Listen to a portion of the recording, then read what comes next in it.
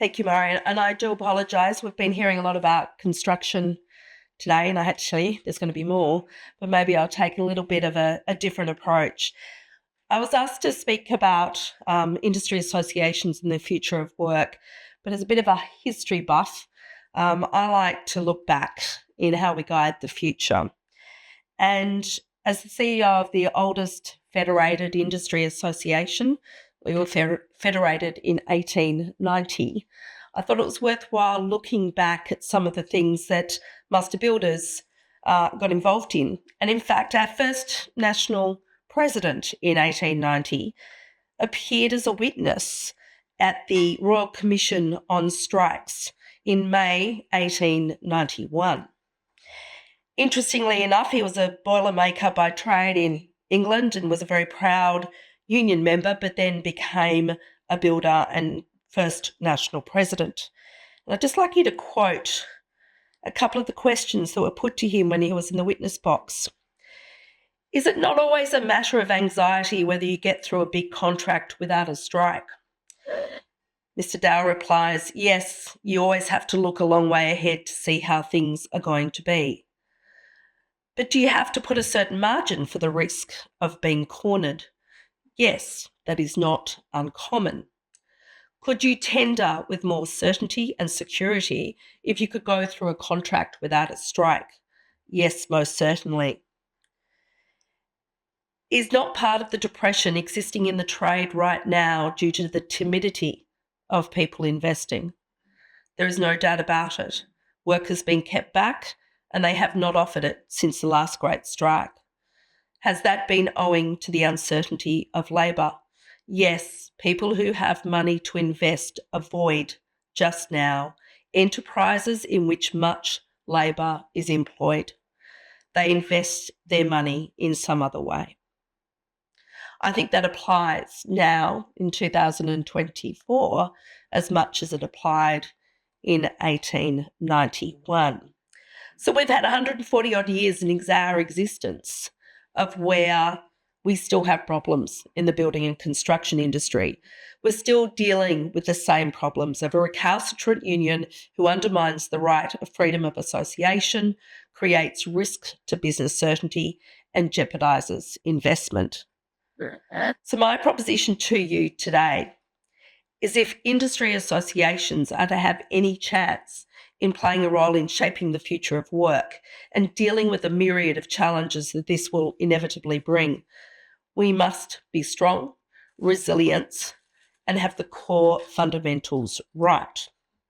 So unless industry associations can do this and can do it in a way that they stick to their core principles, we will simply be ripped apart and have absolutely no hope in delivering for our members or maintaining our relevance. So we know the changes to the future of work will come thick and fast, but Mr. Dow's words remind us all that regardless of the pace or breadth of challenges we may face, they're likely to be underpinned by the same core and fundamental problems. So we need to deal effectively with the problems and challenges we face today. So I'd like to set out some of the core principles that we believe represent the essential elements necessary for an industry association to be effective and leading. Making sure we have these fundamentals right will undoubtedly be the key to ensuring our ongoing success. And I've identified these principles not only reflecting on the history of the master builders, but after 30 years of working in industry associations and going into industry associations after admiring the work of the national farmers in the 1980s, the 1980s and the 1990s, we certainly believe that we need to constantly take stock and remind ourselves of why we exist and what we are here to do. So I want to restate these core principles. So it is all about advancing good policy and the privilege for standing up for the interests of our members and being an effective voice. But before proceeding any further, I'd need to declare some caveats. First, a trigger warning. In this presentation, I might canvass some subjects that are confronting and may cause distress.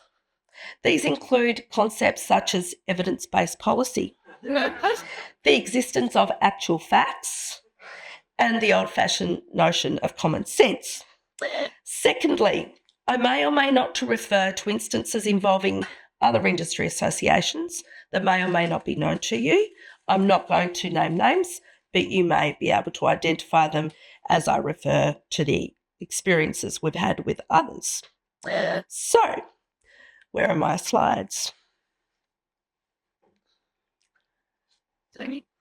So you can see we are a federated structure, a broad church, as some may say. We have 9 member associations, of which are the state and territories, plus our Newcastle, which is a separate entity in its own right. Don't get me started on that one. And we have member companies ranging from large tier 1 builders to the smallest subcontractor. We also represent residential, commercial and civil builders and specialist subcontractors. So the issue for us is, what does success look like? Well, some people may say that master builders has been a bit subjective. We've been labelled, thank you, I've got a cold, right-wingers, workplace relations extremists, fanatically anti-union, untrustworthy stakeholders, and industrial relations ayatollahs. We've been deliberately excluded from a range of forums and consultations, placed in the proverbial sin bin a dozen times, and I think we've been in the naughty corner so often that we've started building a mezzanine and a plunge pool. Nevertheless, we actually take pride in standing up for what is right for our members. And can I say, the last time I was thrown in the sin bin by Minister Burke, our members thought it was great and they said, keep on going. So if we are going to be standing up for our members' rights, but despite doing that, still called by governments to come and sort problems out, then we're obviously doing our job properly. So let's look at the first fundamental principles. Really, really simple. 101 for industry associations, and an awful lot of them forget about it. You actually need to stand up for your members and remember who you there and why you're working. You cannot be embarrassed to stand up for your members. And on a daily basis, I remind our staff that why we are here. We're standing up for the interests of employers, fighting for the rights of business, and advancing the interests of the industry. This is why we were formed, and it's why we exist, and this is what our members expect us to do. When I first got this job 9 years ago, my first and only KPI was to stand up for our members and be loud and proud and do not resile from that. We need to be the alternative view to that of organised labour, to be the voice for business and capital and fight to preserve their rights and interests. It sounds easy, but it's actually very hard. And yes, it sometimes involves advancing positions that may not be popular and not in line with the majority view or whatever the relevant group think may be at a particular point in time. But that is something we simply have to accept, and we should never deter. Master Builders' history, I'm proud to say, is one that we've never been ashamed of who we represent or what we stand for. We will say what needs to be said in the interests of our members and protecting their rights, because fighting on behalf of our members is what we are here to do. And this is a simple proposition. However, sadly, I notice an increasing tendency for industry associations to operate in a way where they seem to have forgotten this role. They appear to feel, for whatever reason, almost embarrassed or reluctant to advance a position or run the argument they need to run in the interests of their members.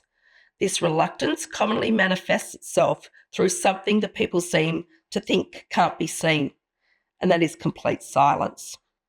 Sadly, I believe saying nothing is often just as powerful as saying something.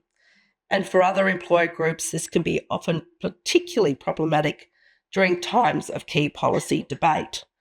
A good example of this was the Albanese government's closing the loopholes legislation. We were heavily focused on independent contracting as part of that bill, where we are home of 264,000 self-employed tradies. And so we saw it as an attack on the rights of people to start their own business. It was an attack on the undermining the notion of working hard to get ahead. It was an attack that demonised and deterred the spirit of entrepreneurship. But as this debate developed, master builders found ourselves as being the only industry group who was forcefully vocal about this issue. Other employer groups, both within and outside of the industry, were essentially missing in action, or in fact, acting totally against the interests of independent contractors.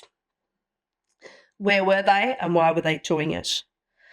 On the government's own figures, it admitted that the change had the potential to alter the status of up to 1 in 5 independent contractors, and their silence was noticed.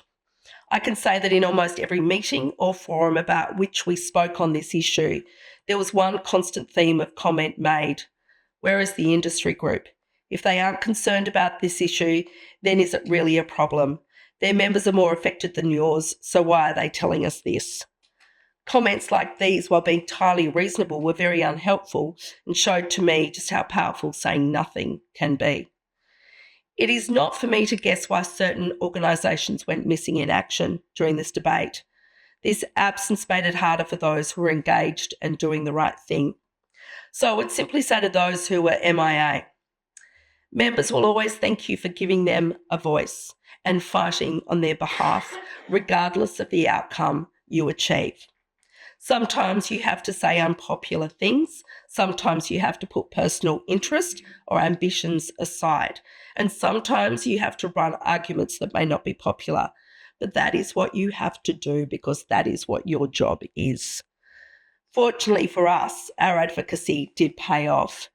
On the weekend before a vote on the bill was due, after being thrown in the naughty corner for 9 months and just so happening to run a couple of $100,000 worth of targeted advertising, the Workplace Relations Minister called me to say that the crossbench wanted to work with him and I to resolve the problem, and that's what we did. So, as a consequence, it's the next rule: be pragmatic. When I look back at the history of master builders, a key principle it reinforces is the need to be pragmatic on how you approach your politics and how you approach your advocacy, but not how you approach your policy. Good policy is good policy, and it doesn't stop being good policy simply because there is a change in government. It's becoming more and more common for me to see industry associations adopt a policy position that they vocally advance before an election, only to swiftly abandon it the same day after the government changes. I've never understood this practice and never will. In my mind, our members don't change after the election, and so neither should their policy settings that are in their interests. For example, after the last election, master builders' policy on the need for an industry-specific workplace regulator remained as it always had, but we're recognising upon which the political environment upon which we needed to campaign. So while we continue to focus on the CFMEU and their impact on the industry, we upped our focus on the economic impacts that would arise from abolishing the ABCC. We were fully cognisant that the ABCC was to be abolished, and we knew it was important to draw some key policy lines in the sand. What we didn't expect in terms of circumstances changing as they have done in the last few months, that you needed again to swiftly change. So when things happened with the CFMEU going into administration, we were ready to go, and within 2 weeks of the 9 years Building Bad stories appearing, we released a paper called Breaking Building Bad. The paper outlines a range of measures necessary to drive lasting and positive cultural change in our industry and clean up the CFMEU once for all. The paper is based entirely on evidence through a thorough examination of previous royal commissions, of which at least in the 1900s was at least 4, if not plus, of course, the 2015 Royal Commission. And we've learnt from why previous attempts at reform have failed. We knew that evidence from the past would guide was what needed for the future to deliver change in our industry that is lasting and permanent. Which then brings me to my next core principle. Evidence. I know us lawyers like evidence. Sometimes we can be boring about evidence, but nevertheless, evidence is critical. Most of the time we see that we know evidence-based policy is critical, and yet many a times it is entirely absent from any single policy debate. And the MBA demonstrates our long-standing and unwavering devotion to provide evidence. And for example, with the ABCC issues, we've created countless material, whether it's that 30% figure that everyone bands about. That is from our economic modelling that we've been utilising for so long. We wrote a 73-page document saying ABCC fact versus fiction that is relied upon today by many people in terms of getting support. And in fact, we utilised it to re-establish the ABCC in 2016, and it's constantly referenced. So for us, evidence is critical, and we will be releasing a number of pieces in the lead up to the next election on industrial relations, negative gearing, and another few other matters to justify our evidence-based approach before this coming election. The final next slide is about don't be afraid to say no. Just like good policy is good policy, bad policy is bad policy.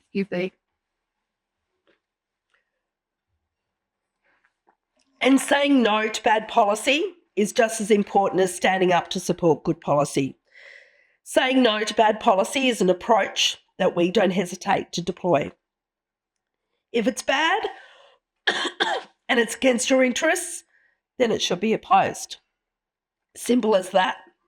Regrettably, I believe that saying no to bad policy is something that industry groups will need to do more often in the future, unless, of course, we see a change in government. We've seen all governments of both colours declare over the time that their particular system of workplace relations has struck the right balance. But that's never stopped organised labour from pushing for more and more and more. They are relentless. They never stop. They continue to push for more ground and fight hard. Do we do that? We don't say no. I've always been disappointed. Well, that's we, the colloquial we on industry associations, not master builders. I'm always disappointed when I see business associations fall that old age trap where they adopt a stance that says, well, we accept it's going to happen, so let's just tinker around the edges. Do not support that approach at all. So the chance, if that's the case, then your chance to block bad policy is gone. Bad policy becomes inevitable, and then you've lost the debate or even surrendered before the debate has begun. So I do accept, though, there is a time and place for such an approach in many policy debates, and a good example for us was the Closing the Loopholes bill. While we didn't necessarily get everything that we wanted, we got it because the minister had to capitulate to us, not us to capitulate to the minister. Why? Because we ran a campaign in marginal Labor seats.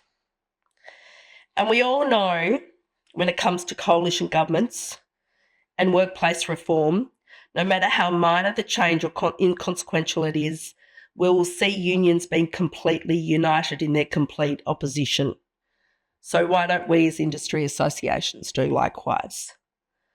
You will never see organised labour saying to a coalition government, okay, we accept your policy, we don't accept your policy, but here are some suggestions to tinker with it. They never do that because they realise the folly of such an approach. What is even more galling is that when I see those very same industry associations, those who have raised the white flag, then brazenly call on a coalition government to fix that very bad policy they've created for themselves and did nothing to stop when they had the chance. Which then brings me to my next core principle. don't rely on so-called friendly governments to do the heavy lifting. Now, generally, can I say the coalition are friendly, but I think I've had more blues with coalition workplace relations ministers or shadow workplace relations ministers than I've had with Labor ones. Anyway, I'm not going to repeat. I think, what is it? IR Fight Club. I get triggered by that. I think I might have had a big blue on work choices when I was at the NFF because the coalition somehow forgot that there were things called partnerships and trusts, so relying on corporations' power was not a good idea, despite the fact that I would have told them 20,000 times not to do it. Anyway, I'm not triggered at all. So don't rely on friendly governments to do heavy lifting. We know, because at the end of the day, and as I think someone said earlier, coalition governments, and I think it was Robert, coalition governments are always hesitant to make significant reform because they know it's going to have an adverse impact for them in an election. So it's our responsibility as industry associations to actually facilitate the argument for change, and that it's got to be lasting and effective. We cannot criticise the coalition for not being willing or bold or adventurous on the issue of workplace reform if we are not solidly backed by industry associations. We need to back the coalition the same way unions back the Labor Party. Therefore, it's our job to do the heavy lifting for workplace reform. It is our job as industry associations to build the case for change, and in doing so, that a way that brings our members and the community along with us on that journey. Now, this is something very easy to say and is something that is very hard to do. I accept that. But many industry groups just can't see this as their role, and it is their job. They need to understand that it is up to us to make the case for change, and it helps us remain strong and relevant to members. And it is essential if we're ever going to see substantive, appropriate workplace reform in this country again. Otherwise, we'll continue to be on the industrial relations merry-go-round. So this leads me to my last core principle of how we try and bring our members and community with us on the reform journey. So there's numerous occasions where we've been backed campaigns to do these things. And first one I was heavily involved in was our negative gearing campaign in the lead up to the 2019 election. And then we've done a number of campaigns since. But recently we did a campaign on closing the loopholes attacks on independent contractors. And we had a campaign called Defend Your Rights, and it was aimed squarely at tradies and subcontractors in our industry. And it was based on the very real premise that the closing loopholes changes would take away their fundamental right to be their own boss. And it campaign sought to raise awareness on the impact of the changes to independent contractor rights and the cost impact on construction projects, which was achieved through early engagement of members who were mobilised and acted via a dedicated campaign website. The broader public had to be brought on as well with targeted messaging on how these changes would impact the housing crisis and household costs. So I'll go through quickly the next few slides about how we did this. So you can see IR was the big issue, but the messaging actually related and touched on the trigger points for the community around cost of living and housing. So we had a campaign of a range of touch points that then led to a range of activities, including town halls around the country.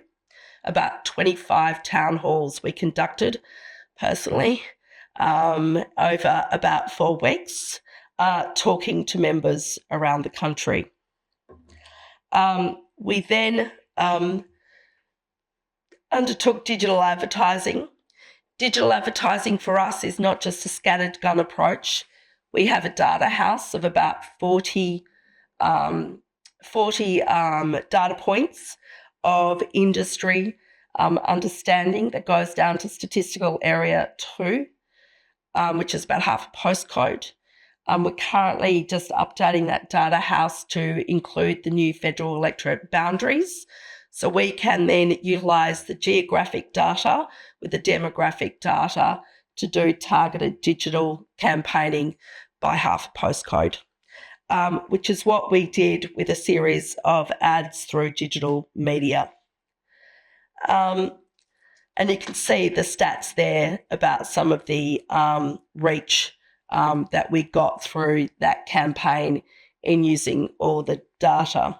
I might add that this campaign, I think MCA spent about $25 million on their TV ads that sort of, I thought, didn't really say anything, as cost us about $200,000. So again, you can see there that the amount of spots and read by spots, etc. And we also did ethnic radio as well. There were also robocalls. We also did print collateral. We did old-fashioned letterboxing in industrial sites, for example. I still proudly have my hoodie. And then finally, it also resulted in a huge amount of free media. So what then happened? Well, we did all that targeted digital campaigning in marginal Labor seats, and then it just so happened that those marginal Labor seat MPs got on the phone to Tony Burke saying, we can't cope with the pressure anymore. You've got to cut a deal with the NBA. And I know that for a fact because I've spoken to those marginal Labor seat MPs.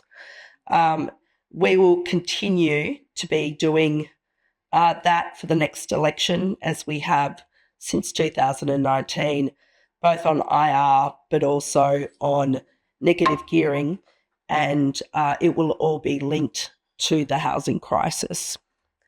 So finally, and I'm conscious of time, if we are serious about making lasting workplace reform, if we're serious about standing up for those who we represent, and if we are serious about making our country and economy competitive and world-leading, we have to work on these principles and consider them, and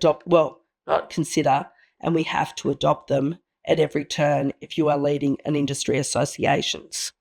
We have a very important role to advance good policy, but one that will only be more crucial as we debate the challenges arising for the future of our employees and our employers to ensure that we are a more productive society.